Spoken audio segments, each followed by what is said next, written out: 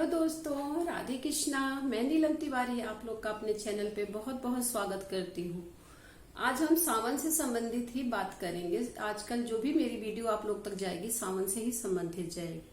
देखिए, सावन में जो समी का पत्ता चढ़ता है, मदार का पुष्प चढ़ता है, इसकी कहानी क्या है?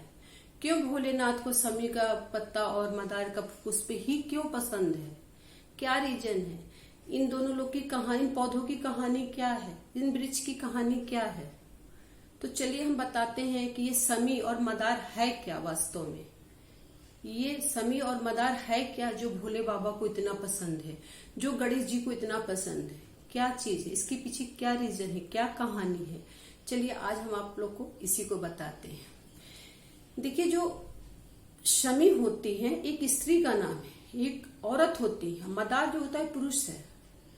तो समी का कैसे वो जन्म हुआ, मदार से उनका क्या रिश्ता है, इन्हीं से सब चीजों की जानकारी हम आपको देंगे। देखिए, जो होता है कि देवी जो शमी होती हैं, समी जो होती हैं, उनके पिता औरों की कहानी है। औरों जो होते हैं बहुत ही तेजस्वी ऋषि होते हैं, उनके अंदर बहुत तेज होता है, बहुत तप करते हैं वो ऋषि, और उनको तेजस्वी ऋषियों में से एक माना जाता है।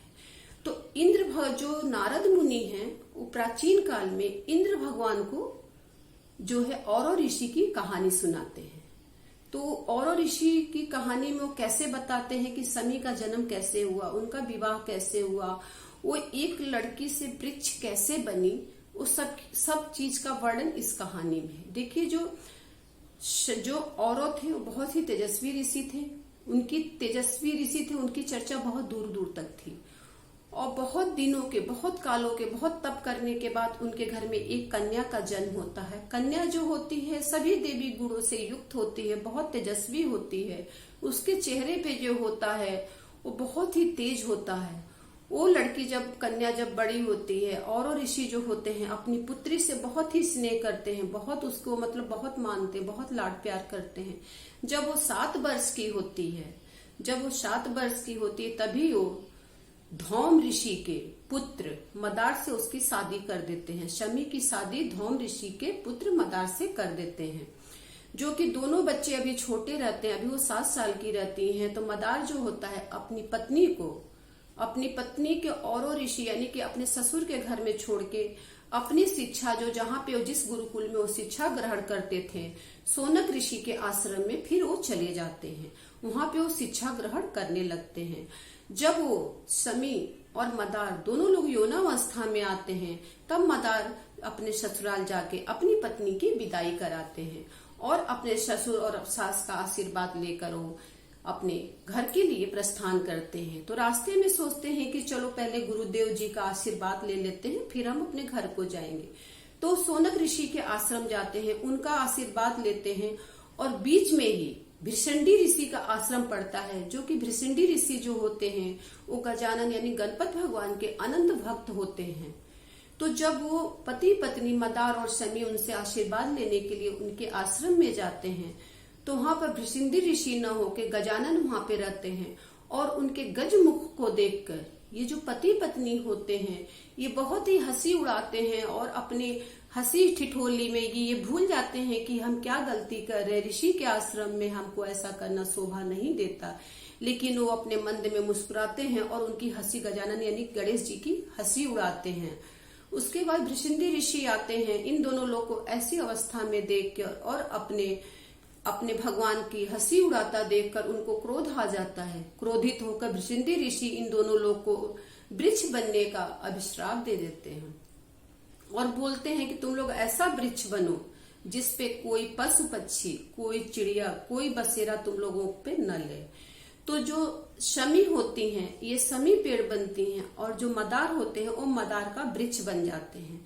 जब बहुत दिनों तक ये अपने घर नहीं पहुंचते, सोनक ऋषि को भी बड़ा वो होता है कि मेरा शिष्य अभी तक शिक्षा ग्रहण करने क्यों नहीं आया। तब वो जो होते हैं औरों ऋषि के पास जाते हैं और पूछते हैं कि दोनों कहाँ हैं, मदार और शमी कहाँ है, उनका कोई पता नहीं, अभी तक वो लोग दोनों आश्रम में नहीं पहुंचे। जब वहां से भी उनको निराशा मिलती है, तब सोनक ऋषि और ऋषि दोनों लोग मिलकर अपनी पुत्री और दामाद की खोज में निकल पड़ते हैं। जब वो भृशंदी ऋषि के आश्रम जाते हैं और उनसे पूछते हैं सब वृत्तांत, जब भृशंदी ऋषि बताते हैं कि ऐसा ऐसा उन्होंने किया और मेरे द्वारा वो दोनों श्रापित हो गए, एक सम्मी का वृक्ष बन गया, एक मदार का वृक्ष बन गया है। तो औरव ऋषि और सोनक ऋषि को बहुत ही मतलब पछतावा होता है, बहुत दुखी होते हैं। वो लोग बहुत विनती करते हैं भृशंदी ऋषि की कि आप इन बच्चों को जो है श्राप मुक्त कर दीजिए। वो कहते हैं कि मेरा श्राप खाली नहीं जाता, मैं नहीं कर सकता, आप गजानन के पास जाइए, वही आपको कोई रास्ता बताएंगे, मेरे बस की ये बात नहीं है। तब वो गणपति भगवान के पास जाते हैं और बहुत ही विनती करते हैं कि बताइए मेरी पुत्री सम्मी है, उस पे कांटे मतलब सम्मी जो है कांटे वाली वृक्ष बन गई, उस पे कोई पक्षी बसेरा नहीं लेता है, मदार में जो दूध होता है उस पे कोई पशु पक्षी उस पौधे को नहीं खाता, मेरी बेटी और दामाद की ये दशा देखकर मैं कैसे जीवित रहूं। तो गणेश जी कहते हैं कि मैं अपने भक्त का, मैं जो मेरा भक्त है, भृशंदी ऋषि मेरा बहुत बड़ा भक्त है, उसका जो है उसके जो बातों का अवहेलना मैं नहीं कर सकता। उसने अगर श्राप दिया है तो हम किसी को श्राप मुक्त नहीं कर सकते, क्योंकि इससे मेरे भक्त का अपमान होगा। फिर वो कहते हैं ठीक है, ये लोग वृक्ष ही बने रहेंगे, ये लोग फिर अपनी उस अवस्था में नहीं आएंगे, लेकिन मैं इतना आशीर्वाद देता हूँ कि बिना सम्मी और बिना मदार के हमारे और शिव जी की पूजा दोनों अधूरी रहेंगी। ये लोग तीनों लोकों में पूजनी वृक्ष के रूप में पूजे जाएंगे। इतना कह के जो होते हैं गणेश जी वहां से अंतर ध्यान हो जाते हैं और ऋषि बहुत दुखी होते हैं और सम्मी वृक्ष के नीचे बैठ के बहुत रोते रोते विलाप करते करते अपने प्राणों को यहीं पे वो त्याग देते हैं। उनका तेज इतना तेज होता है कि उनका सारा जो तेज होता है वो सम्मी वृक्ष के जो सम्मी का तना होता है उसके अंदर वो समाहित हो जाता है। तो ऐसा माना जाता है कि अगर सम्मी का जो पौधा होता है अगर वो 21 साल का हो गया, कहीं भी लगा, अगर उसकी उम्र जो है 21 साल हो गई, अगर आप उसको काटते हैं तो उसमें किसी न किसी रूप में गणपति भगवान की आकृति जरूर दिखती है, जिसको श्वेताक्षर गणपति भी कहते हैं। उस लकड़ी में श्वेताक्षर गणपति का जो दर्शन है उसी सम्मी वृक्ष के नीचे आपको जब वो 21 साल का हो जाएगा तब उसमें उनके दर्शन होते हैं। और जहाँ पे सम्मी का पौधा होता है वहां गणेश जी के कथा अनुसार कि जहाँ पे सम्मी है वहां पे मैं और मेरी रिद्धि सिद्धि वहीं पे वास करेंगी, और जहाँ पे मदार का वृक्ष होता है वहां पे भोलेनाथ स्वयं उसके जड़ में निवास करते हैं।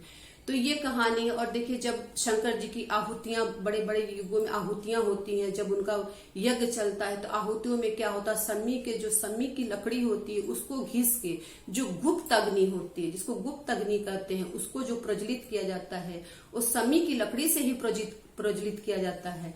तो मदार और सम्मी की यही कहानी है जो कि भोले बाबा को बहुत ही पसंद है। और गणपति की भी पूजा में सम्मी का पत्ता और मदार का फूल जरूर चढ़ता है। यही कहानी है। सावन में हमने सोचा आप लोग को इतनी अच्छी कहानी जरूर सुनाना चाहिए। अगर आप लोग को ये कहानी अच्छी लगी हो तो शेयर और लाइक करिए, अगर नए हैं तो कमेंट करिए।